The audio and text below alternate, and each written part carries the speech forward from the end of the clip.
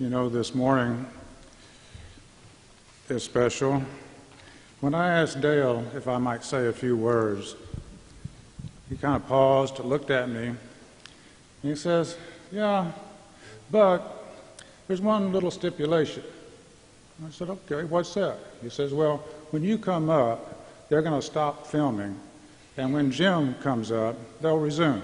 So, there we go.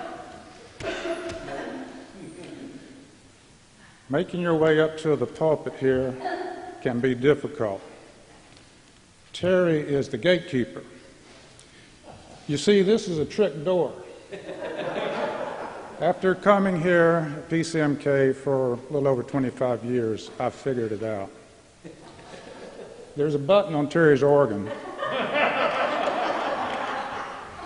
If he wants you to come in, he presses the button. If he doesn't want you to come in, you have to struggle on your own. Isn't that right, Terry? Okay. Well, I'm off to a great start today, aren't I? Throwing some shade on my pastor and our world-class organist. Seriously, what about the Flanagan family? Terry puts on a performance every Sunday. Remember Lisa's solo last Sunday? It was a thing of great beauty. It brought tears to my eyes. And Terrence, what a talent he is. There you go. This young man has an awesome future. We are so very fortunate to have them here. Now, a few words on stewardship this morning. I had to learn how to give. When I was young, my mother taught me. As I became older, I continually had to relearn how to give. Life is a series of priorities. We think, "Oh, I'll give when I get that new job or promotion." "Oh, we have to save for the kids' college." "Oh, I'll give after we get the bigger house." And "Oh, but we have to save for our retirement." And what about that dream vacation we deserve? We will give more after that. All of these are valid concerns, but my request to you is to give along the way. It is not my position to tell you how much to give. Giving is a personal and individual action. But I ask you to pledge and give consistently along life's journey. All of us are fortunate enough to have a home. It may be big or small, rented or owned, but it requires money to keep it going. We budget the expenses of rent, the mortgage, and maintenance. Friends, this is God's house, our spiritual home. Can we do no less? I come here to enjoy the great music and choir and to learn the precepts and teachings of Jesus. I always take away one or two nuggets of wisdom from Pastor Dale's sermon that I reflect on during the coming week. I always leave here feeling better after the service. COVID has wreaked havoc on all of us in so many ways, including financially. All of us work hard for money. It doesn't come easy. And think how difficult it is for those on fixed incomes and the unemployed. There are many worthwhile charities out there, and some not so. I could make a case of PCMK being your one-stop giving destination. I admit I am thrifty, and I want to know that my giving gets to the sources needed and not eaten up by fees and administrative costs.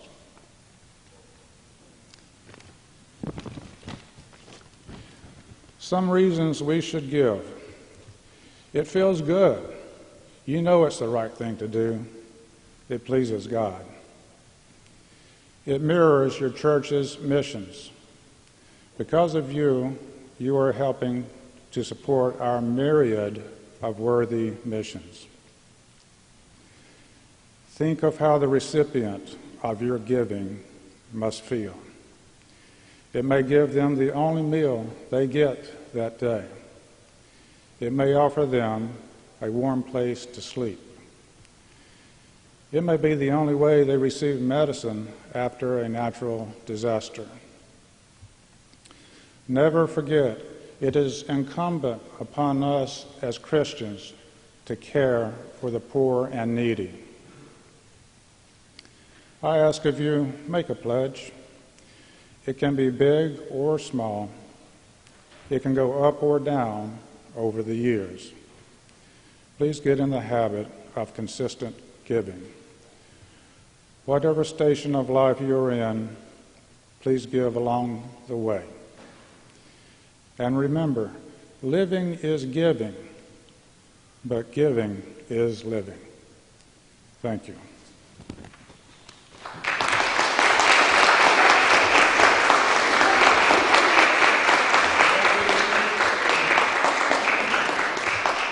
Thank you, Jerry. I guess we got next year's campaign, stewardship campaign guy. He's going to do it. Jerry, you are so right about this door. It drives me nuts every time I come up here. I can hardly speak, let alone public speak. So sometimes I think I should just throw this out after that speech. I am hard of hearing. I'm getting up there in age. I'm retired. You're not as sharp. So I wasn't going to say this, but given that Jerry, I missed a lot of it. I got the gist of it. Given that Jerry started with a joke, I made up a joke, and that was, I was talking to Dale about this event and speaking, and he said, this is a couple of weeks ago, he said, it's fantastic. We got Isaac Bauer, who I saw last week. He turned into a man. He did a great job, right? And he's talking to me on the phone. He said, and then we got the Hayes family, and Joe and Chris were great. Chris did most of it. And I go, oh my God, he's so excited. I'm excited. This is fantastic. We got Isaac, got the Hayes family. I'm on the phone with him. So I go, hey, Tanis, this is unbelievable. Guess who Dale says is speaking? Isaac Hayes.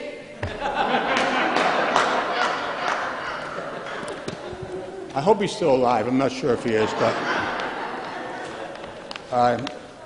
a person of the 70s. Listen, good morning. I am so happy to be back in church. I haven't been here that much. We're pretty much retired and living in Rhode Island for the most part.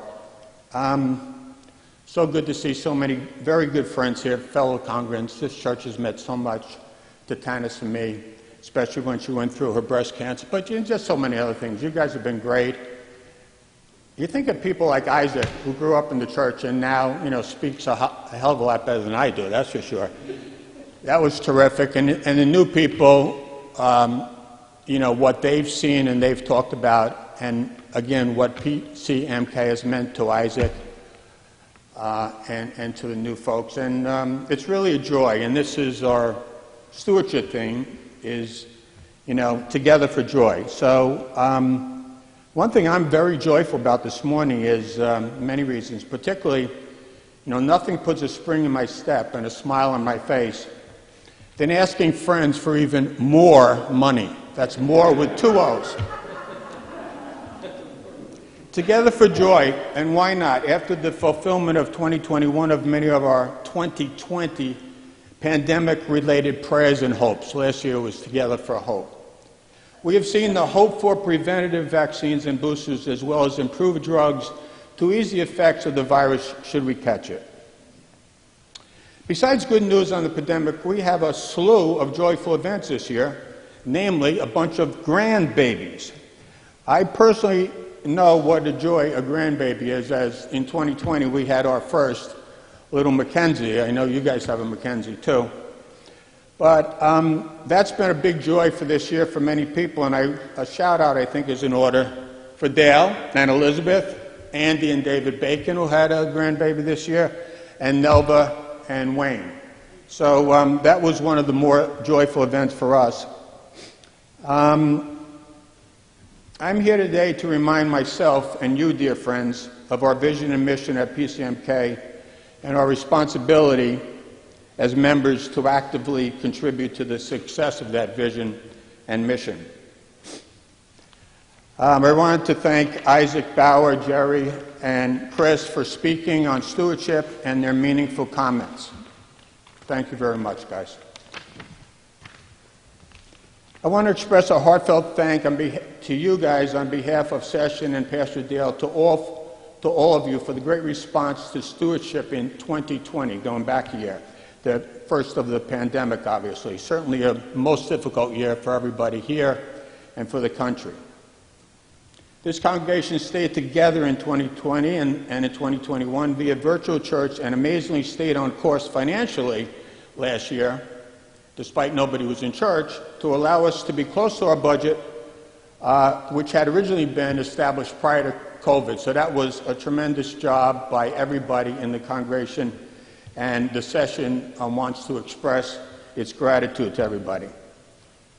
Moving forward to this year, we have fallen behind somewhat. Our pledges have been off fairly significantly, maybe 20% through October, and we're looking at a pretty big deficit.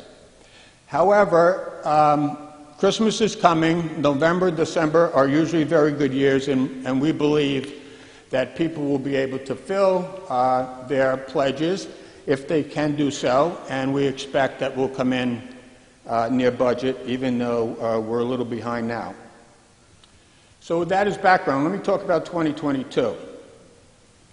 As can be seen in our weekly bulletin, PCMK has a vision, a mission, and core values to serve members and the larger community.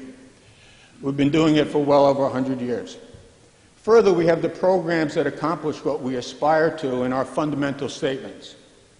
I know you agree that these values and programs are very worthy of our financial support.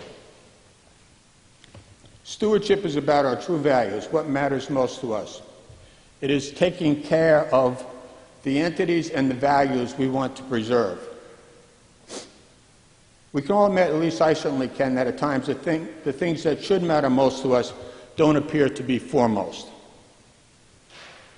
I think this is because as humans, we occasionally fail to live up to the standards of our better angels. Many have said that to understand a person's true values, look more closely at where they use their resources rather than what they say. I think there's a lot of truth in that.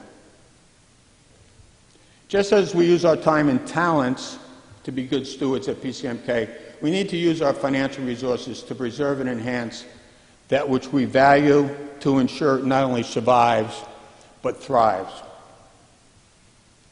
PCMK's vision, mission is many things, but particularly in America's current moment, it can serve as a counterbalance to the words and, unfortunately, actions of those who would, in a very self-serving, self-aggrandizing way, put their group, race, sexual orientation, ideology, and even religion over others at whatever cost to society. To be this counterbalance, however, requires action, requires faithful stewardship. All of us, absent of course the billionaires in the front row that I see we don't have any with us today. I think Wayne left, so that was why, one of the reasons he's gone. And the movie moguls, they're back there. Thank you very much. All of us but those billionaires have to make hard choices as to how we use our limited financial resources to support PCMK's mission. I'm getting too preachy, so I'm going to skip over that point. Stewardship allows PCMK to do the mundane, pay our operating expenses, but also to reach out in Christian mission to bring joy to those who struggle with the many afflictions of this world. In particular, I want to say thanks for all you do to our Social Justice Committee, so ably headed by Kata Burback. The committee does a great job of bringing new opportunities to session to support social justice initiatives and also ensure that the funds are well spent. Currently, or in the recent past, PCMK's pledges have supported the following: immigrant families seeking food, shelter, clothing, and job skills via the Community Center of Northern Westchester, which we've been a partner with for many years. In the past, of course, we supported Neighbors Link, and we may be going back, I hope, to do more for them. It's a great, great organization with great leaders. We also do the Christmas tree giving program, which many of the women of the church are involved with, for lower income kids, so that they have a nice gift Christmas morning. Obviously, we support the homeless for up teen years through the Midnight Run and our ESP program. The blind in need of a guide dog via the Guiding Eyes. All these worthy causes and so many more that you, my friends, are very, very aware of and have supported in the past. Together for Joy, let's move forward with a financially strong PCMK to a more normal place in 2022, a place where we are able to meet in person for worship and fellowship for the entire year. As noted earlier, please do all you can to fulfill your 2021 pledges to the best of your ability, and prayerfully consider what you can pledge for 2022 to support the vision, the mission, and the core values of PCMK. Thank you very much.